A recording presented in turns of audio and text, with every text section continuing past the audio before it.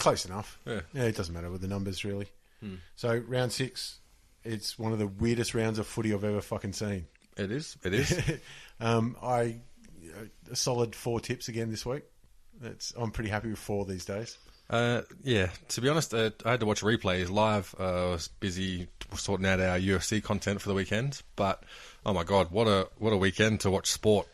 Yeah. Oh yeah, especially Friday for fight sport fans. Yep. Friday was Sunday. Sunday I was thought it fucking Friday. Friday was glory, I think. Yeah. So we'll start with the Friday night, Cats versus the Collingwood, and Cats just came out and blew them away in the first quarter. They did. It looked like the Geelong of old. I think, though, despite the ladder discrepancy, it's pretty much what most people expected. I don't know. I thought Collingwood would show them up. Yeah, because I was sort of thinking Collingwood were going to be on the slide at the start of the season, and they've continually proved me wrong. And Geelong came out and banged 5 in a row, I think, straight off the bat. I think they had 8 in the first quarter. Yeah, it was something ridiculous. And as soon as you see that, you're like, oh, shit. Yeah. And Tom Hawkins was just in beast mode. Yeah, they got 7-1 in the first quarter, Geelong. There you go.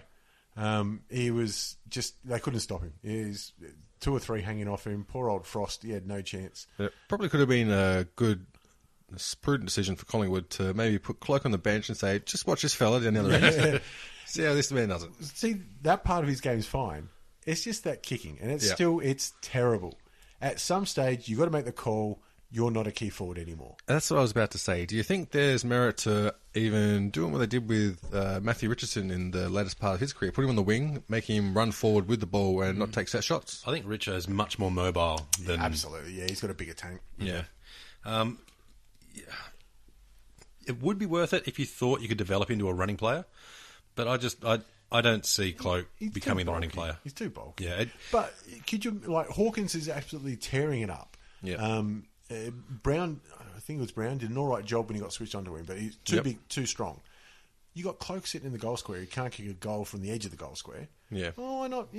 Put monster on monster. Yeah, fire with fire. I can't see why you wouldn't. You got to try something because he can't kick goals. Exactly. And when you're looking at 8-goal disadvantage in the first quarter, try something. Yeah, exactly. The game's just about done for. Send him where the ball is. Yeah. I thought Geelong was going to be a top 4 side, and then they looked crap for a month. Yeah. Now that first quarter looked like the Geelong that everyone expected. It is, yeah. And it's just consistency. I think they're showing the cracks in that habit of having a few players play a bit poorly, in which will facilitate the youngsters coming through and really stepping up. Mitch Duncan stepped up. He did. He's really taken over. I think Jimmy Bartell's still a week away. Yeah. Or so. So they're missing a little bit of experience out there. So you hope some of the juniors, or I say juniors, some of the next brigade come up and take a leading role. Yeah. And Mitch Duncan was what they've been waiting for. He was 38 touches. He had. Enright had another blinder too, but same old with Enright. Yeah. Stevie J actually managed to get a better contribution. Well, he started, so yeah, that helps. Well, it was an improvement, and I think that's all he can do is just improve, play better this week than he played last week. He was shocking. I think he did a decent job though against the Pies. Yeah, there's still a few times I thought he's held onto the ball a fraction too long, and the no look hand passes hit grass. And yeah, his decision making isn't up to it. He's not the guy you want for the buzzer beater shot. Not anymore. No. I think with Geelong, they seem to... I wouldn't say they put the clamps on Pendlebury and Swan and the likes of that. They just seemed to get first use of the ball, which sort of took it out of their hands and made a big difference. I'll tell you one thing that I reckon about that is Blitzar's. He's come on leaps and bounds. He has turned into a fantastic ruckman. Now, there's somebody who you could run off the wing. And I know they tried it last year. They tried to put Blitzar's on Bradley Hill. And he just wasn't quite far enough because he has that athletic background that they're always banging on about, just like Pendlebury's fucking basketball background. Yeah. But he's going to be that an okay ruckman who will run the shit out of you.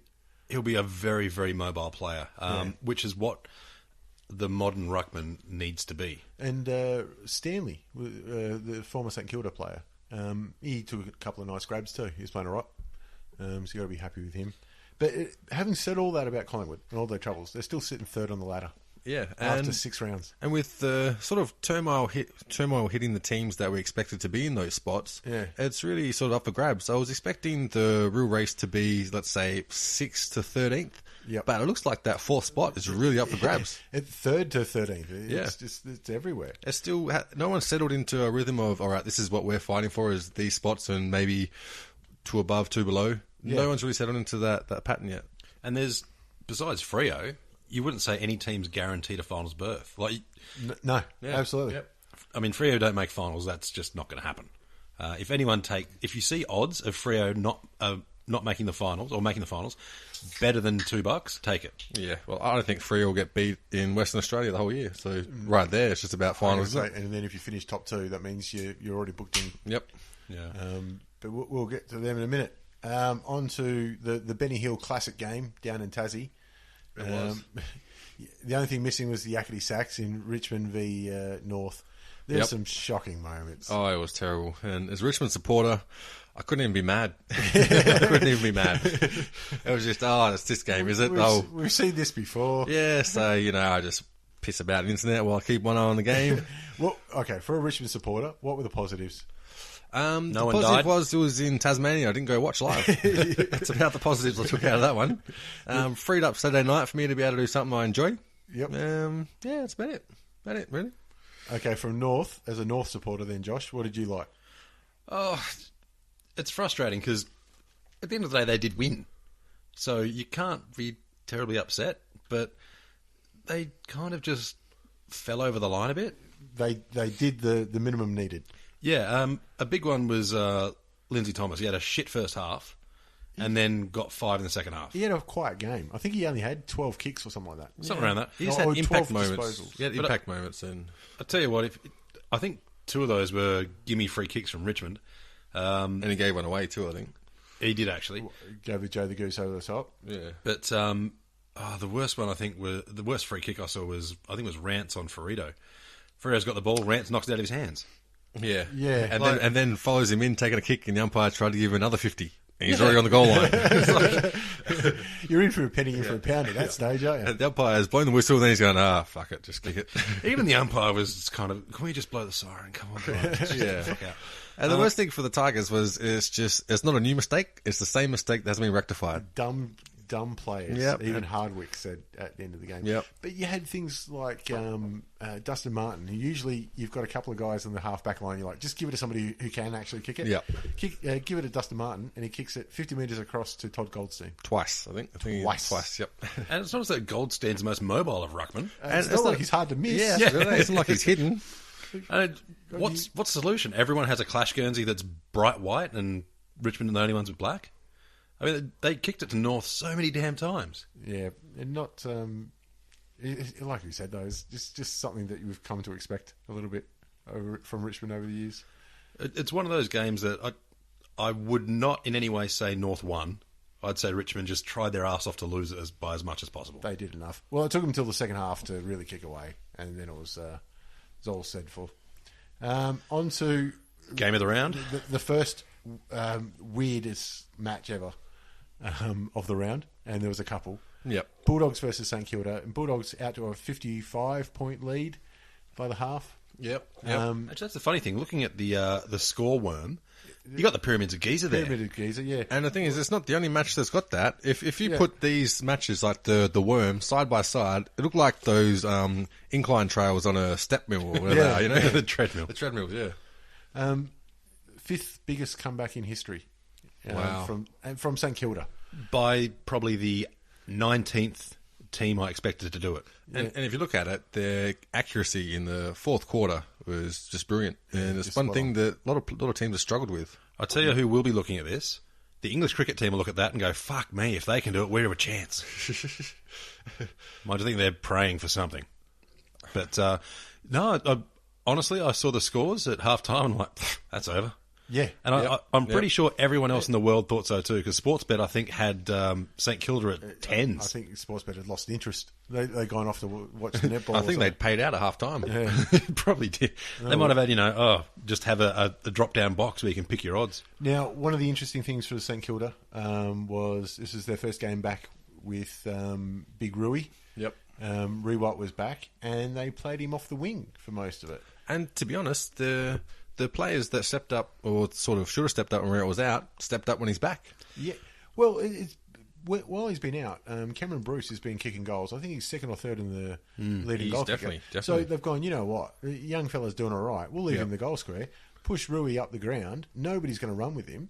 Yeah. And set shots have always been his greatest weakness. Yep. Take it out of his game. The problem is now, though, he's going to do that again this week because there's no fucking way of changing the team. Oh, good on him. I reckon he'll love it. It's what Richo did at the end of his career. And it worked well. And there's so many instances where you watch a St Kilda game and they're struggling getting inside 50s, and you'll see Rewalt come down the wing, maybe take a mark on half-back, kick it to maybe a one-on-one contest or something on the wing. And then they wait. Yep, and they wait, and next thing Rewalt's goes forward, ready now. there's Rewalt taking a mark. So now you've got another person down there you can actually aim for if you're Nick Rewalt.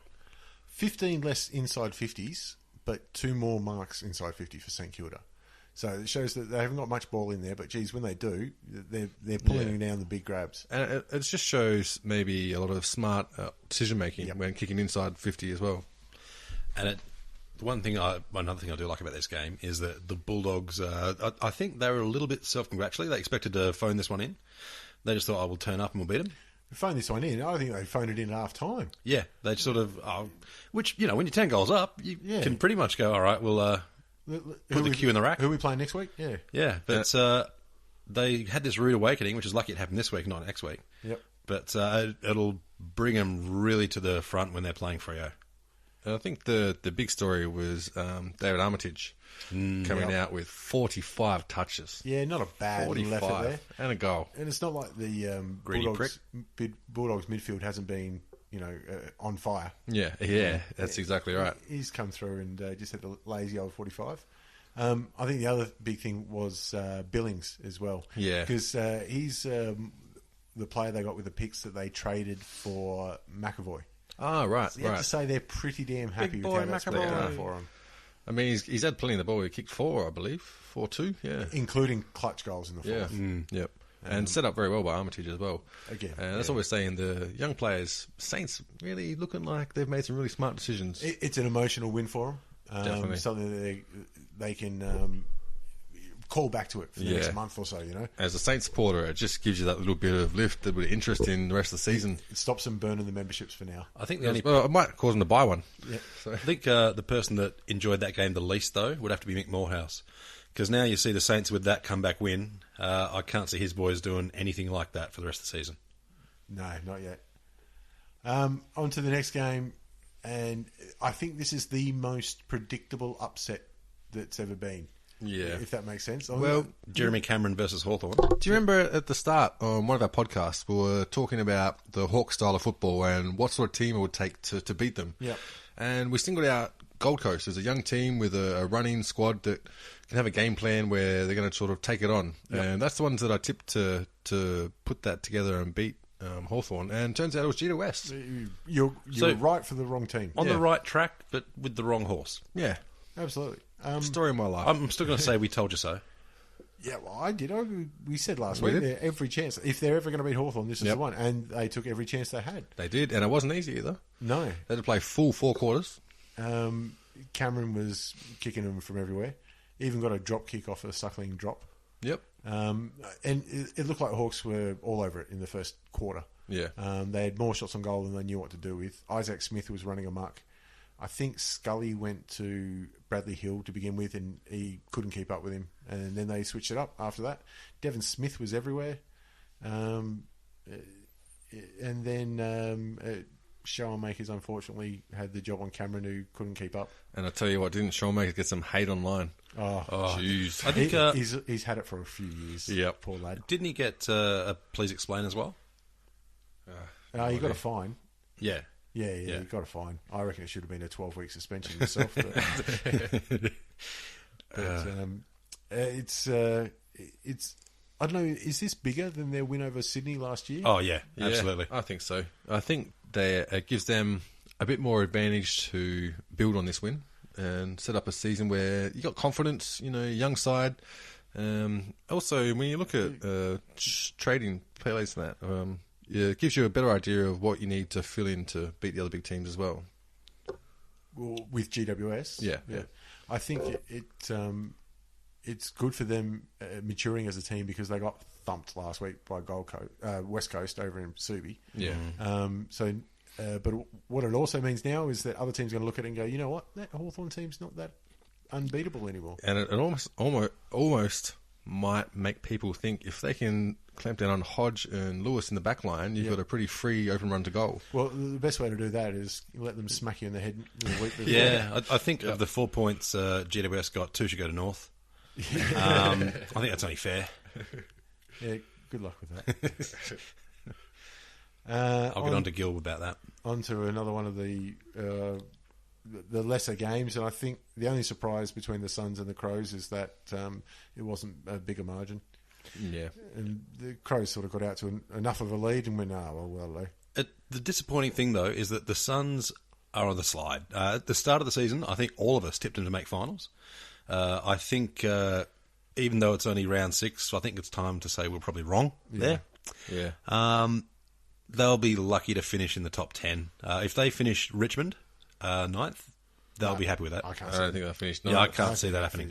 And I think it's all starting to come out in the wash now with what's going on at Gold Coast, with McKenna getting in the arse, and they're just not putting together the potential that they seem to have had. It looks like those off-field issues have probably been around for a while. I'm going to say they've only got 3 types of players: those playing, those injured, and those who are out on the piss. Yep, that's it. Which is well, when your dealer gets thrown away to another code, you're always going to struggle. You hope you get rid of that, don't you? Well, maybe that's the problem. They were on the Benny Cousins cocktail before, and now they're off it. They're struggling. And I mean, you heard Caroline Wilson talk on no, not really. I try and avoid her show that their defensive coach was saying that it's the happiest day of his time there at Gold Coast because they finally get to clean out all the bad sort of culture that's been inhibiting their on-field performance. So it'll be interesting to see what sort of discipline they apply up there. As a young club, surely you can set the culture the way you want it from day one. Like, I mean, it's easy to say. Well, that's been the problem, they say.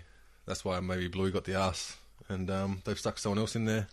Seems to be all coming out now. So, well, it's very interesting that they've gone for Rodney Eade then as the old stager. Yeah, try and teach these youngins something. Yep, and Eddie Betts. How many times do we say this man's name? Eddie Betts. You may as well just at the start of the game pencil him in for 5. Yep. And just change the points or add a couple on the end. And I'll tell you what, he doesn't use the corridor, does he? Doesn't like the corridor at all. Waste of space, that is. Exactly right. He's got 2 pockets and they can fit a lot of goals in those pockets. It's becoming one of the greatest free agency pickups of all time. It is. It's definitely going there. Understanding that free agency hasn't really been around for that long in this current format. But absolutely, but still, there's been plenty of players who have gone on and played well when they've been delisted or whatever. But Betts has been one that's just... I don't know what it is, what's changed, but he's happy and he's doing an absolute amazing job on the field. And not for the first time. I think I can admit that I thought it was a bad pickup. I thought they overpaid. I did too. I was guilty. I think they've underpaid now. No, I'm pretty sure I said it was the best pickup of all time when they picked him up. Yeah, I think you said it just then for the first time. and the thing is, Walker kicked 4 as well, so it shows they had plenty of entries into the forward line. And the unfortunate thing for Taylor Walker was I think he slipped at one stage there and got on somebody's shoulders and took a mark. Because there's no way he jumped that high on purpose. Could have been a bit of breeze, got under the old flaps there. Something like that, yeah. Might have caught one of the ears. Back on to Eddie. He's played 212 games. Yep. I reckon he's going to kick on for another few seasons. Go pretty close to 300, I reckon. 300 games. Well, he's... What is he, 45, 46? I think he's 72. He looks it. Yeah, well, I mean, in 4 years he'll be 40. I think he's going backwards. He just keeps on going on. Doesn't waste many shots on goal either. He's actually only 28, but he doesn't look it. No, he doesn't. He looks like he's seen a few miles. But look, the way he's playing, you'd pencil him in for another 6-7 years. Well, second in the Coleman at the minute. I reckon after 6 rounds, you can almost call him a lock for the All Australian.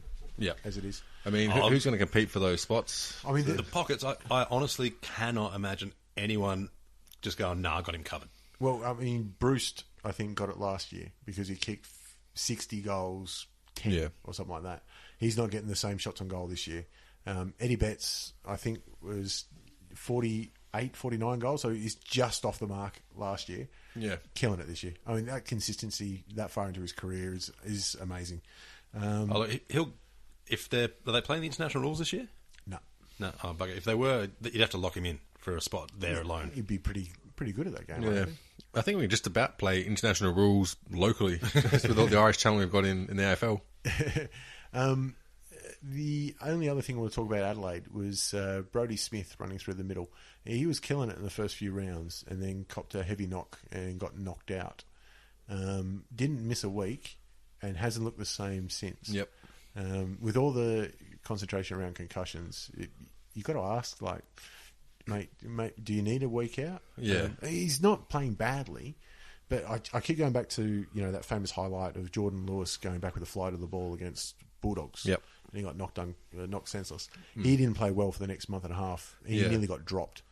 It worries you. Not about the playing, but just go have a break. Let the skull. Yeah, because heal. it's not how you're feeling that week. It's what damage that's going to do in 10 years' time. Yeah. That's the real question. And we don't know what's going to happen. So we've still got got to err on the side of caution a bit. You know what Absolutely. I mean? And I think the AFL is trying to do what they can, but when the player's like, I'm fine, I want to play, and the doctor working for the club's like, oh, he seems all right. And the solid information just isn't there yet. It's going to require a lot more research. It probably really won't get there for another 5 to 10 years. With that brain bank going on, they're really getting lots of research out of that. But it takes time, and obviously you make a lot more wrongs before you get the right answer. Yeah. Sitting 5th, Crows, they'll be pretty happy with that. Yeah, and I think they're even happier that Port are sitting 10th. Aren't they?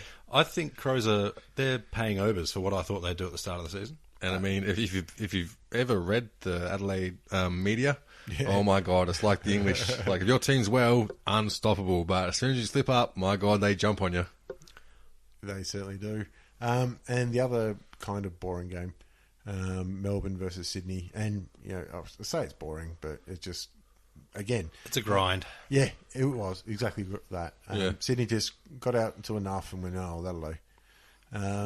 I think some of the good things, Tippett kicked a handful, kicked 4.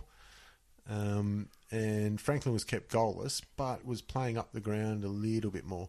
Having said that, Tom McDonald blanketed him. I mean, it's something to say that you kept Franklin goalless, isn't it? In a game where at one stage they're out by the best part of 10 goals. Yep.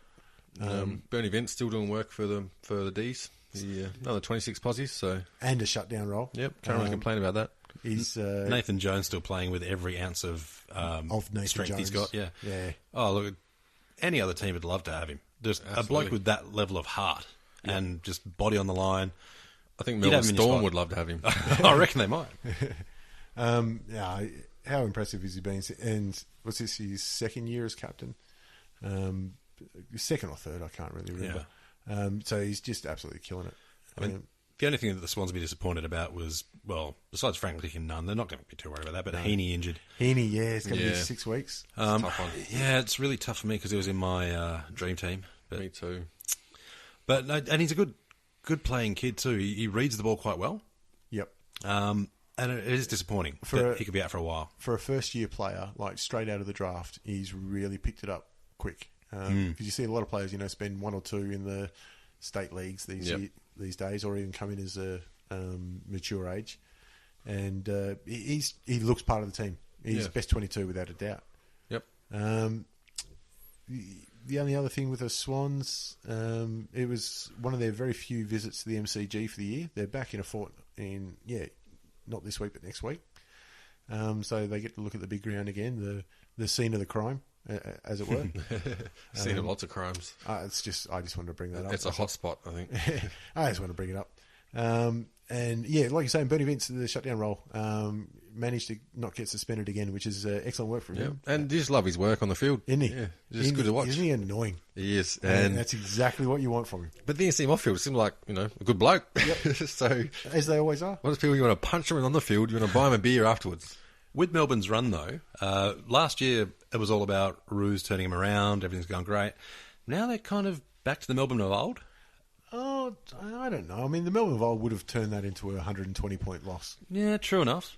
So I don't know if it was them switching it on or Sydney switching it off. Yeah. Well, you still had Hogan doing enough. Kicked 2 goals. Got probably just under 20 posies. That kid has talent written all over him. Unfortunately, I think he's probably too talented for Melbourne at the moment that they might struggle to keep him.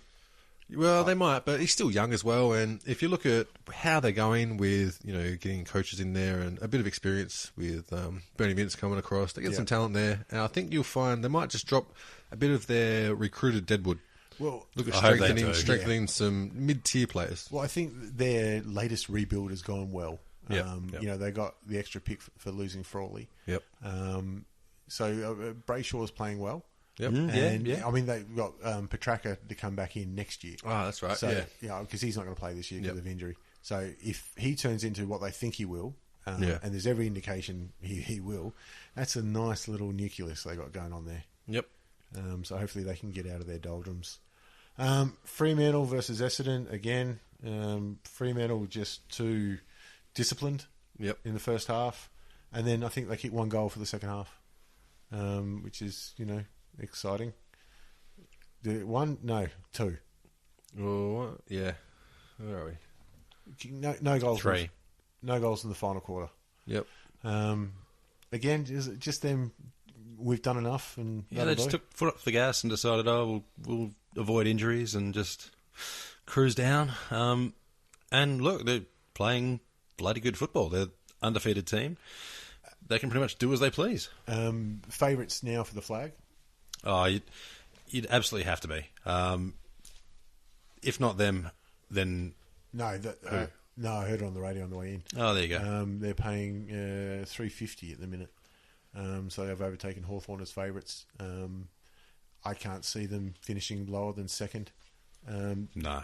The only games I can see them dropping is a few in Melbourne or Tassie because they leave half their side at home, which they've done before. But that's what all these early wins mean. They can afford to manage players. Yeah, and look, absolutely. They're playing for finals. They don't give a shit whether they finished first or second. Yeah. If you finish second but you've got a full reserve bench, you'd take that as a win over finishing first with 3 of your best players out. Pavlich kicked a lazy 4.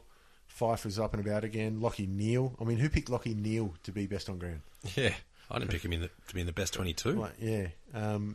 So, I mean, it's those kind of players that are standing up that are making them look as impressive as they are. Like I said, I can only see him losing games by leaving players at home.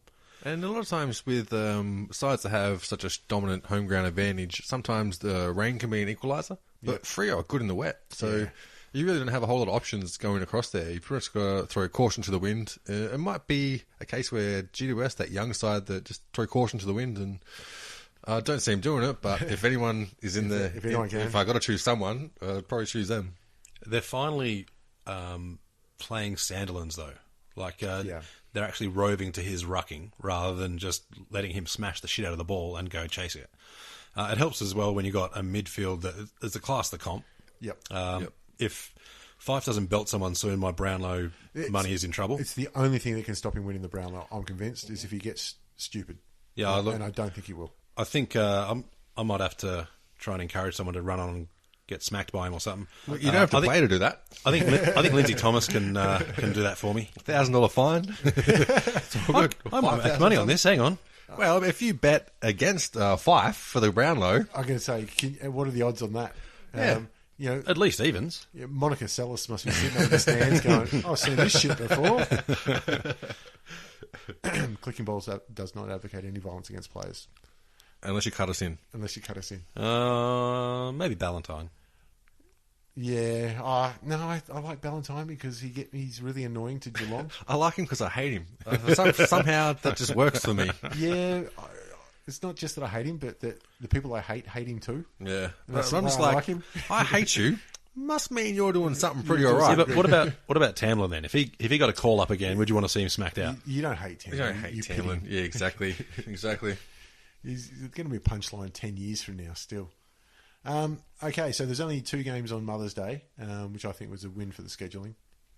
because Yeah. the attendances still weren't fantastic. And that's the thing with that 6 matches on Saturday. Was that just to set up the breaks for the following week, or No, reason behind it? it was set up for the A-League Grand Final. No, it's set up for Mother's Day. Right. Because the attendances on Mother's Day have been horrible the last couple of years. Okay. So they wanted to have the 2 games be late games so that people have time to have lunch at mum's and whatever. But what it meant for us was that we had time to watch Metamoris, UFC, then into the footy. Yep. Legit, though, they actually left the last Sunday, for the A-League Grand Final, the evening, because that's when the A-League said they were going to have the Grand Final. Why did they have the Port game on in the evening then? Not at Etihad. Not at Etihad, but okay, but That was during the day. But Carlton was at Etihad, Yeah, at what, 1 o'clock? 3 o'clock. 3 o'clock, yeah.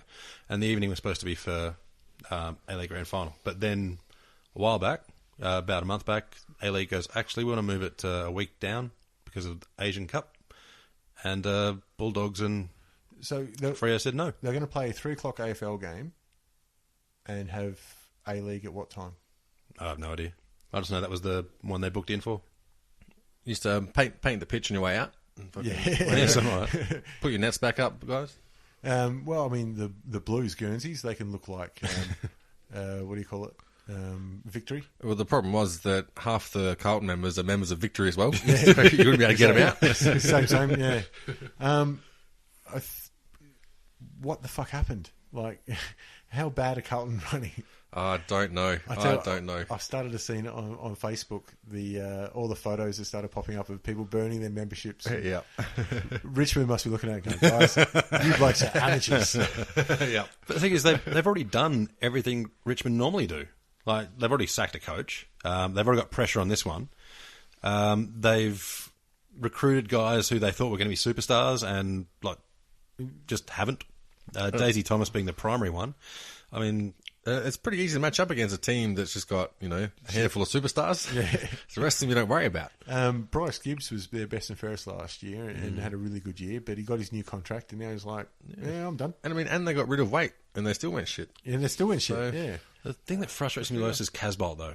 He could be an absolute superstar if he could fucking kick straight. Well, for the first time, he's kicked straight this time, like especially that first one that he kicked. Yeah.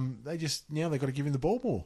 He looked like, I don't know what happened, but he got dropped for a week, went back, and his set shots got sorted. I mean, his action was still got a high knee on his action, like a bent leg. Yeah, it could be a bit too late to fix all that shit up. And just, go with what brought you to the dance. Well, I found it interesting. There seemed to be a bit of a key in this weekend was just that 10, 15-minute stretch where teams just went bang, kick 5 or something in a row and set up the game out of reach for the other team. Yeah. The other thing that came out of this game was a couple of players getting put into the sideboard. Yeah, there was damn, he knocked himself out. Yeah, Bell bumped one of the players. Richards, was it? Or Richardson? Anyway, God, no, I've gone blank. Anyway, doesn't matter. And he taken a header into the sideboards. Mark Murphy got pushed into him as well, going through the goals. Yep. And they're saying a lot of it's because of the 1.5 metre of AstroTurf. Oh, you can't stop on it? It's too hard to stop. Yeah, you just slide. You don't slip in, dig in. Why do they need that 1.5 metre of AstroTurf? I haven't figured that out. No. Well, I think it's mainly, I'm guessing drainage or something like that. It must be irrigation. But I would have thought, I don't know, stick some long grass there. Yeah, and you know what? And if it doesn't grow because it doesn't get enough sunlight or whatever because it's too close to the edge, then have mud. Yeah, exactly. Is that so bad? Maybe the guy mowing just doesn't like doing the edges. Yeah, get an edger. True. Yeah, You know what? get a whippersnipper. Put some goats in there. Not a bad idea, That's what actually. they do at Jubilee Oval. I did too, that's right. Leave the gate open. A couple of goats come in. There's your lawnmower. Yeah, fatten them up. By finals time, you got the goats in the spit. I'll fucking sort out the crowd. That's racist. That's It's just like- that's stereotyping it's Carlton not- supporters. It's not nice talking about South girlfriends like that. Well, Brisbane ended up with one more win than I thought they would have got from last Yep. week. Can you see them getting off the bottom? Yeah. No, I don't. Sitting 18th at the minute, and I can't see them going beyond 18th. I wish I could. They had big raps with their midfield, and Mainly from us. those raps were wrong. Yep. We fucked that one up. James Aish, who was the hottest potential trade bait at the start of the year, has now been dropped to the NEFL. Maybe he's already got his bags packed. Yeah, you'd think so. He's not performing. Yeah. The other one, Bokhurst for Carlton. Yes. A young player. Who never wanted to go to Carlton because he didn't like... Did not like Mick Malthouse. The Twitter fiend. Yep. But I might have lit a fire in his ass. He was one person for, a first-year player. Did some things. Showed something. Exactly. He got 13 touches. So, what do you expect for those guys? He's in a team that's getting spanked. He's not consistently in the first 22. Yep. And he's had an opportunity. He's done all right. Yeah. Okay, and on to what I think is the biggest shock of the weekend. Yep. Port lost their second game at home for this season. Yep. I didn't think they'd lose 2 games at home all year. Not at all. I thought they'd probably lose 2 games all year, full stop. Yeah. And brings West Coast into second on the ladder. So second on the ladder. You've got a WA 1-2. I have no idea how this could happen to Port when Robbie Gray got 25 posies, 3 goals. If a player of his quality gets that much ball, you should win. I'd say 3 goals is pretty impressive for him. 'Cause he's drifting forward, obviously, but 25 is probably under his average for the year. That's how good he's going. Yeah, it probably would be. I think what Robbie Gray needs to do is get someone like a young Archie to run out when they play Freo and get Nat Fife in a bit of a blue and then claim he got headbutted or some shit. That's right, Richard Garrett. I think that could work out well. But, and I know he does that because my money's on Robbie Gray or Bontempelli. But although full credit to West Coast, they had a great third term. And with the UFC was in Adelaide this weekend, and I was tweeting as much as I could and trying to get some international people. Obviously, there's lots of people from America and all over covering the UFC. Yep. So I was trying to get them after the UFC to head down to Adelaide Oval and have a look at our game of AFL. And for fuck's sake, I hope at least one person did follow my advice. Because what a cracker of a game. Yeah, and as your first game of AFL to go see live, what an awesome environment, because the crowd is awesome at Adelaide Oval because you've got a one-sided crowd, and it's amazing to see. A little bit quiet towards the end. Yeah, well, I mean... well, the last 20 seconds they were quiet. It just means you've come here and you're now a West Coast fan. So 38,000 I think the crowd was. Yeah. Which is a little bit disappointing, even though it's a... Sunday Arvo. Sunday Arvo, and I mean, Mother's Day, but Port are meant to sell out. I don't know who their mothers are, most of them. So we'll say one thing, though. If you're going to watch a match, watching Port or West Coast play...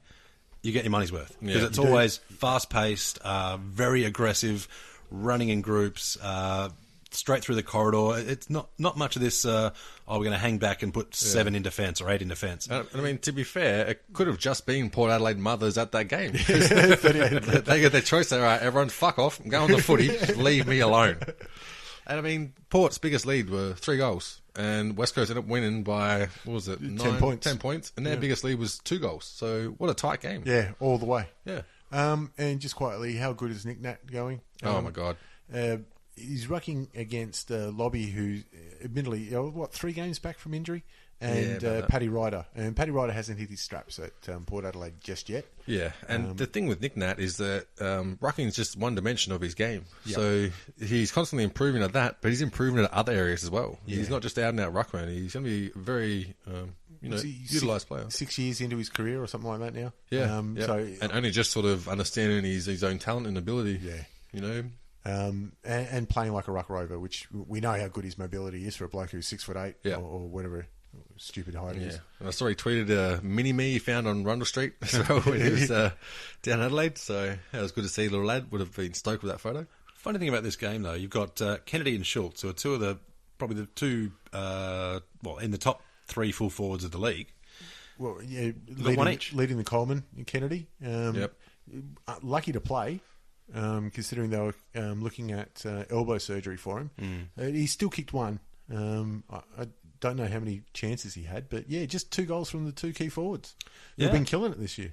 I know, and both those guys have had a brilliant season so far. Schultz has gone from strength to strength since leaving Richmond, which is often the way. And the thing is, how good is the race for the Coleman going to be at the end of the year if it keeps going like this? Well, the only sad thing is Kennedy might not make it that far. If that elbow plays up. I mean, they've already said it needs surgery. It's looking like the I was surprised he played this week, to be honest. Yeah, me too. I thought, but I mean, they're sitting second on the ladder. Yep. I mean, it's almost hard for them to drop out of the 8 from here. Yeah, and that's the thing as well. Winning this game, you think it really gives you a lot less pressure on the back end of the season. Absolutely. You can start to taper off a bit before the finals and really set your team up to be fighting fit and ready to hit that month and a half period of trying to win a flag. You can't call them flat track bullies. No. If they've beaten Port in Adelaide, that's the second hardest away game in the country. And the thing is, I mean, they're from Western Australia, so it's pretty hard to have most people will struggle to go to Freo at their place, but it's not the same for West Coast playing Freo. No, exactly. Shuey kicked some clutch goals. Pritis showed why he's a Brownlow medalist, as far as I'm concerned. Yeah, and McGovern is. I mean, the West Coast backline has had so many injuries, and then I didn't even know there was a player named McGovern before this season. And he's standing up. If they were picking all Australian right now, he'd be in the squad for sure. Yep. Is his nickname Shooter? It's so close. Yeah, totally is now. All right, it is now. Shooter McGovern. Shooter McGovern. But like you said, Pritis, he just keeps. He's better this season, I think. I think so. He's better, and he'll probably get less Brownlow votes. Yeah, probably. That's just how it works. Unfortunately, he's got his mates taking votes off him, but you'd have him in your side. Absolutely, you would. Yeah, I think you would. Well, that's the crazy round 6. So let's look forward to next week. Let's go to some tips. And I'll tell you what, my tips, I think I'm just flipping coins from now on. Oh, I've decided I might actually try and tip who's going to lose in my winning tips. You said that, but I don't think you know how a binary decision really works. I'm going hard. First match, we've got Essendon North. I'm tipping North by a landslide. I'm going in hard. All right, I literally am flipping a coin, and I've used literally in the wrong word, wrong phrase there, but I'm using this. See, that's Essendon, that's North. You're literally flipping a figurative coin. Yep. So that's North. I'm going for North. All right, I'm going for North Melbourne. I can't go for Essendon. It'll be a good game. It's at the G, I think, on Friday night. Etihad. Yeah, is it? Oh, fuck. Essendon and North both have Yeah, Etihad. fuck that. I'm not going then. Crows versus the Saints. Crows by a shit ton. Yeah, we're going to go Crows. I think Saints are going to be pretty happy with their Bulldog win. They will not repeat it. I reckon there's going to be some vocal Saints fans down at Adelaide Oval too. I know there'll be one. I reckon I can probably think of 3. All in the same family. Well, the coin flip says Saints, so that's who I'm tipping this week. Because fuck it, what point is there of me picking the tips? The Baldwin family will love you for that. Hawks versus the Demons at the MCG. Yeah, I know Hawthorn just lost GWS, but GWS are a lot better than Melbourne, so I'm still going Hawks. I can't see them falling over. If Bernie Vince shuts down Sammy Mitchell, I think it's going to go a long way. Yeah. I think if he ends up shutting down Sam Mitchell, it's just going to mean Sam Mitchell doesn't get much of the ball. That's about the only effect it's going to have on the game. I reckon Hawks get across the line comfortably. Well, thank God the coin flip said Hawthorn. Carlton versus GWS at Etihad. Oh, look, I'm going to go out on a limb and say Carlton. The first time this year I've tipped them. I'm doing it based on nothing than the flawed logic of their due. Who they got that's due? Stewie. No, he's coaching up in Sydney. In that case, I'm going GWS. I tell you what, I reckon Stewie Duke could get a game for him. Oh, I'd pick him. I'd see if he's available. Actually, I'll tell you what, if anyone's see size at the moment first. If anyone's going to watch the match, bring some boots and some blue shorts. You might get a crack. Oh, so it's going to be a ride afterwards or something. Start skull kicking people into the pavement. We're going to fuck them up. It's the catcher. No, soccer's on Sunday. Well, my coin flip said Carlton, so I'll stick with that because, what the fuck not? It has worked for you so far. So yeah, but geez. Swans and Geelong. This is a great game. This is probably the best one of the round worth watching. Oh, no, the second best. We saw that Geelong can play in the first quarter last week. Last time they made a trip up to Sydney, they lost by 100.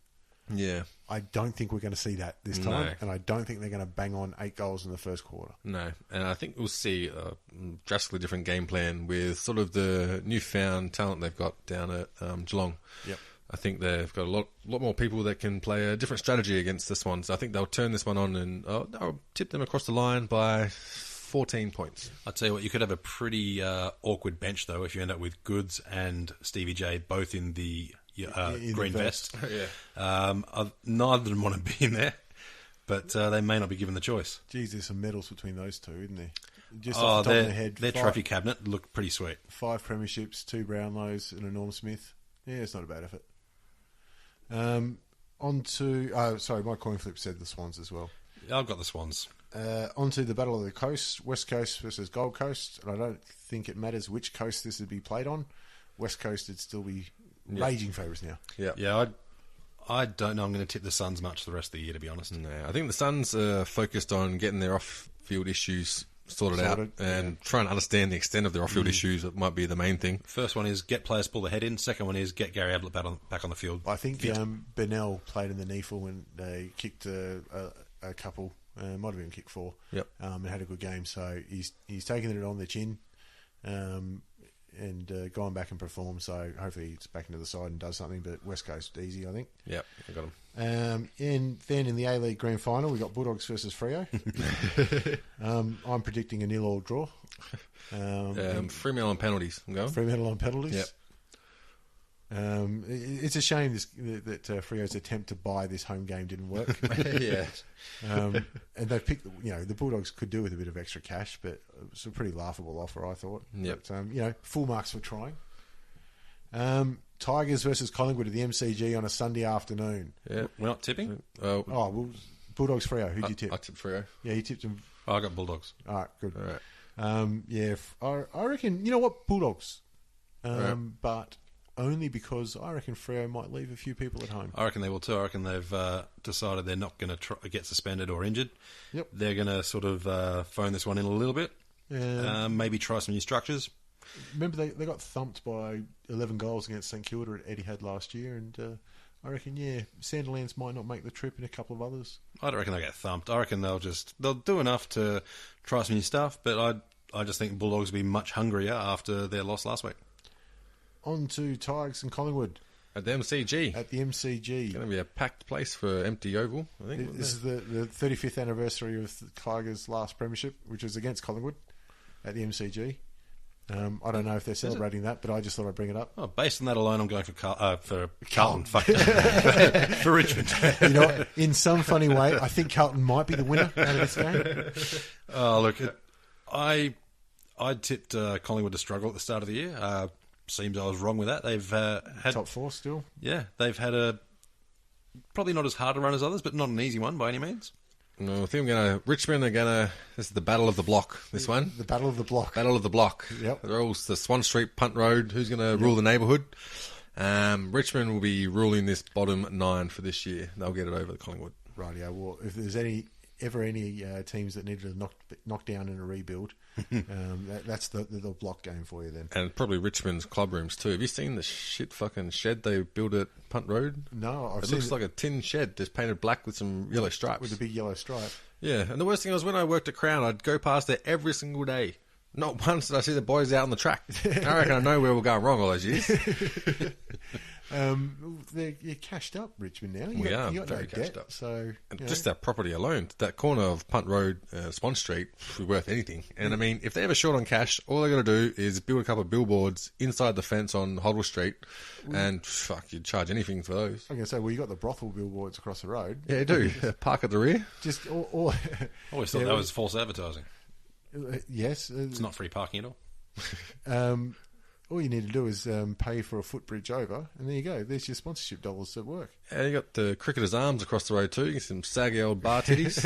If you just want to look but not touch. It's a Melbourne landmark that no one will admit to ever going in. No, I am glad to say I've never been in there, and I think I'll die wondering. I have. I remember they passed around a jug for a strip show for one of the waitresses. Everybody left before that show started. I was like, oh, fuck this shit. I'm getting back. I mean, I know we're getting beaten by England in the cricket, but fuck it, I'm going back there. Jeez, it must have been a while back. I remember that day too. And the final is Port is having a training run up at the Gabba. I'm going on holiday up north. It's nice in winter up north, actually. Is it? Yeah. So Yeah. Port, probably go up there. I wish I could tip the Lions just because I want them to do well, but you're throwing money away. Yeah. Yep. Brisbane are all sorts. They're coming off a win. They haven't backed up a win with another win yet this year, but mind you, it was their first win. So I can't imagine Port dropping 2 either. I can't. I honestly, if you combined Brisbane and Gold Coast, I still think the team would struggle. Yep. Yep. Right at the minute, the way they're travelling, they are. It just they've given us nothing to say that they're on the way up. Yeah, that's exactly right. All right. Yeah, disappointing. But that's to end on a bit of a low note. Well, that's round 7 previews there with the coin flip. The only thing I'll say before we go, I've had no response from the Hawthorn Football Club on my Make Me a Tosser. So later on in the week, we've got another AFL themed podcast coming up, but details about that when it's actually in the can. Yep. And I think I'll be debuting my second letter for Make Me a Tosser. And this time I'm not putting it in the mail. I'm going to give it to somebody that can actually deliver it for me. We'll see how we go. All right, guys. Cheers. Bye. Bye.